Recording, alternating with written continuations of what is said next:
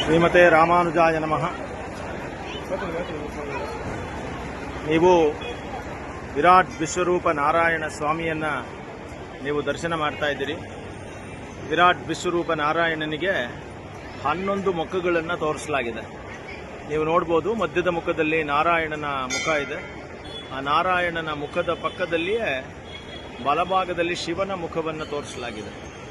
ಹಾಗೆಯೇ ಶಿವನ ಮುಖದ ಪಕ್ಕದಲ್ಲಿಯೇ ಸ್ಕಂದನ ಮುಖ ಅಂದರೆ ಸುಬ್ರಹ್ಮಣ್ಯ ಸ್ವಾಮಿಯ ಮುಖ. ಹಾಗೆಯೇ ಗಣಪತಿ, ಆ ಗಣಪತಿಯ ಪಕ್ಕದಲ್ಲಿಯೇ ನರಸಿಂಹನ ಮುಖ, ನರಸಿಂಹನ ಪಕ್ಕದಲ್ಲಿ ಋಷಿಯ ಮುಖವನ್ನು ತೋರಿಸಲಾಗಿದೆ. 11 ಕಿರೀಟಗಳನ್ನು ನೀವು ನೋಡಬಹುದು. 11 ಕಿರೀಟವು ಒಂದು ಕಿರೀಟ ಇದ್ದಂಗೆ ಇನ್ನೊಂದು ಕಿರೀಟ ಇಲ್ಲ. ಅದೇ ಇದ್ರ ವಿಶೇಷ. 11 ಕಿರೀಟದಲ್ಲೂ ಒಂದು ಕಿರೀಟ ಇದ್ದಂಗೆ ಇನ್ನೊಂದು ಕಿರೀಟ ಇಲ್ಲ. ಅದರಲ್ಲಿ ನೀವು ನೋಡಬಹುದು, ಮೊದಲನೇ ಮಧ್ಯದ ಕಿರೀಟದ ವ್ಯತ್ಯಾಸವನ್ನು ಪಕ್ಕದಲ್ಲಿ ಶಿವನ ಚಂದ್ರಮೌಳಿ ಅಂತ ಕರೀತಾರೆ. ಆದ್ದರಿಂದ ಚಂದ್ರ ಇರೋದನ್ನು ನೀವು ಗಮನಿಸಬಹುದು. ಚಂದ್ರನ ಒಂದು ಇದು ಕೂಡ ಇದೆ. ಈಗ ನಾವು 108 ಅಡಿಯ ಎತ್ತರದ ಶಿಲ್ಪಕಲೆಗೆ ಬಂದಿದ್ದೀವಿ. ಮೇಲ್ಗಡೆ ನೀವು ನೋಡಬಹುದು, ಮೇಲ್ಭಾಗದಲ್ಲಿ ಇರುವಂತಹದ್ದು ಕೀರ್ತಿಮುಖ ಅಂತ. ಕೀರ್ತಿಮುಖ ಅಲಂಕರಣ. ಯಾಕೆಂದರೆ ಮಹಾವಿಷ್ಣುವಿನ ಕೀರ್ತಿಯನ್ನು ದಿಗಂತವಾಗಿ ಸಾರ್ತಾ ಇರೋದು ಕೀರ್ತಿಮುಖ. ಮೇಲ್ಗಡೆ ನರಸಿಂಹ ಮುಖ. ಅದು ಸುತ್ತಲೂ ಇರುವಂತಹದ್ದು 7 ಹೆಡಗಳ ಸರ್ಪ. ಆ 7 ಎಡೆಗಳ ಸರ್ಪದ ಜೊತೆಯಲ್ಲಿಯೇ ಕಿರೀಟಗಳನ್ನು ನೀವು ನೋಡ್ತಾ ಇದ್ದೀರಿ. ಸೊ 11 ಕಿರೀಟಗಳು ನೋಡಿದ್ರೆ ಒಂದಕ್ಕೆ ಒಂದು ಥರ ಇನ್ನೊಂದಿಲ್ಲ. ನಾವು ಬಲಗಡೆಯ ಮುಖಗಳನ್ನು ಪರಿಚಯ ಮಾಡ್ಕೊಂಡ್ವಿ. ಅಂದರೆ ನಾರಾಯಣ, ಪಕ್ಕದಲ್ಲಿ ಶಿವ, ಅದರ ಪಕ್ಕದಲ್ಲಿ ಇರುವಂತಹದ್ದು ಸ್ಕಂದ, ಆಮೇಲೆ ಗಣಪತಿ, ನರಸಿಂಹ ಮತ್ತು ಋಷಿ. ಹಾಗೆಯೇ ನೀವು ಎಡಭಾಗದಲ್ಲಿಯೂ ನೀವು ನೋಡ್ಬೋದು ಬ್ರಹ್ಮಮುಖ, ಅದರ ನಂತರ ಹನುಮಂತನ ಮುಖ, ಹಾಗೆ ಅಗ್ನಿಯ ಮುಖ, ಗರುಡ ಮುಖ ಮತ್ತು ಅಲ್ಲಿಯೂ ಋಷಿ ಮುಖವನ್ನು ನೀವು ನೋಡ್ತಾ ಇದ್ದೀವಿ. ಸೊ ಹೀಗೆ ಎಲ್ಲವೂ ಕೂಡ ಋಷಿ ಮುನಿಗಳು ಇರುವಂತಹದ್ದನ್ನು ನೋಡ್ತೀವಿ. ಮಾನವಾಕೃತಿಯಿಂದ ಇರುವಂತಹದ್ದನ್ನು ನೀವು ನೋಡ್ತೀವಿ. ಈ ತಿರುನಾಮ ಇದೆಯಲ್ಲ, ಈ ತಿರುನಾಮದ ಸೈಜ್ ಇದೆಯಲ್ಲ, ಅದು ಬಂದು 5.5 ಅಡಿ. ಅಂದರೆ ನೀವು ಲೆಕ್ಕ ಹಾಕೋಬಹುದು ಅದು ಎಷ್ಟು ದೊಡ್ಡದಾಗಿದೆ ಅನ್ನೋದನ್ನು ನೀವು ಯೋಚನೆ ಮಾಡ್ಬೋದು. ಸೊ 5.5 ಅಡಿಯ ತಿರುನಾಮ ಅಂದರೆ ಆಲ್ಮೋಸ್ಟ್ ಒಂದು ವ್ಯಕ್ತಿಯಷ್ಟು ಇರುವಂತಹದ್ದು. ಹೀಗೆ 11 ಮುಖಗಳಿಂದ ಕೂಡಿದ ಅದರ ಮಧ್ಯದಲ್ಲಿ 7 ಮಹರ್ಷಿಗಳನ್ನು ನಾವು ಆ ಕತ್ತಲ್ಲಿ ನೋಡ್ಬೋದು. 7 ಮಹರ್ಷಿಗಳು.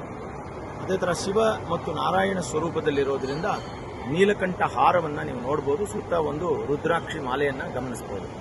ಅಲ್ಲಿಯೇ ಪಕ್ಕದಲ್ಲಿ ನೀವು ನೋಡಬಹುದು ಒಂದು ಶಂಖಚಕ್ರಗಳು ಪರತ್ವ ಚಿಹ್ನೆಯಾಗಿ ಶಂಖ ಮತ್ತು ಚಕ್ರಗಳನ್ನು ಇಟ್ಕೊಂಡಿರೋದನ್ನು ನಾವು ನೋಡ್ತೀವಿ. ಹಾಗೆಯೇ ಶಂಖಚಕ್ರ ಮುದ್ರೆಯ ಜೊತೆಯಲ್ಲಿಯೇ ನೀವು ನೋಡಬಹುದು ಒಂದು ದತ್ತಾತ್ರೇಯ ಮೂರ್ತಿ. ಬಲಭಾಗದ ಭುಜದಲ್ಲಿ ದತ್ತಾತ್ರೇಯ, ಅದರ ಎಡಭಾಗದಲ್ಲಿ ಸೇಮ್ ನಾರದ ಮಹರ್ಷಿಗಳು, ಮಧ್ಯದಲ್ಲಿ ಮಹಾವಿಷ್ಣು ಎದೆಯಲ್ಲಿ. ಅಲ್ಲಿ ನೀವು ನೋಡಬಹುದು ಮಹಾಲಕ್ಷ್ಮಿ ಮತ್ತು ಮಹಾಸರಸ್ವತಿಯರನ್ನ ತೋರಿಸಿದ್ದಾರೆ. ಅದೇ ಥರ ಅಲ್ಲಿಂದ ಮಧ್ಯದಲ್ಲಿ ಬಂದರೆ ಸದಾಶಿವ, ಬ್ರಹ್ಮ. ನೀವು ಕೈಯಲ್ಲಿ ಬಂದರೆ ಗಾಯತ್ರಿ ದೇವಿಯನ್ನು ನೋಡಬಹುದು. ಸೊ ನರಸಿಂಹರನ್ನು ನೋಡ್ತಾ ಇದ್ದೀರಿ ನಾಭಿಯ ಭಾಗದಲ್ಲಿ. ಅಲ್ಲಿಂದ ಬ್ರಹ್ಮದೇವರನ್ನು ನೋಡ್ತೀರಿ. ಅಲ್ಲೇ ನಾಗವನ್ನು ನೀವು ನೋಡ್ಬೋದು. ಎಲ್ಲ ಅಷ್ಟನಾಗಗಳನ್ನು ಪ್ರತಿನಿಧಿಯಾಗಿ ಮಾಡಿರುವಂಥದ್ದು. ಮಧ್ಯದಲ್ಲಿ ಗಣೇಶ ಇದ್ದಾನೆ. ಗಣೇಶನನ್ನು ನೀವು ನೋಡ್ಬೋದು. ಸುತ್ತಲೂ ದಶಾವತಾರ ಮೂರ್ತಿಗಳನ್ನು ಆ ಕಡೆ ಈ ಕಡೆ ನೀವು ನೋಡ್ಬೋದು. ಮತ್ಸ್ಯಕೂರ್ಮ 5 ಈ ಕಡೆ ಬಲಗಡೆ, 5 ದಶಾವತಾರ ಮೂರ್ತಿನೂ ಕೂಡ ಇದೆ. ಹಾಗೆಯೇ 16 ಆಯುಧಗಳನ್ನು ನೀವು ನೋಡಬಹುದು.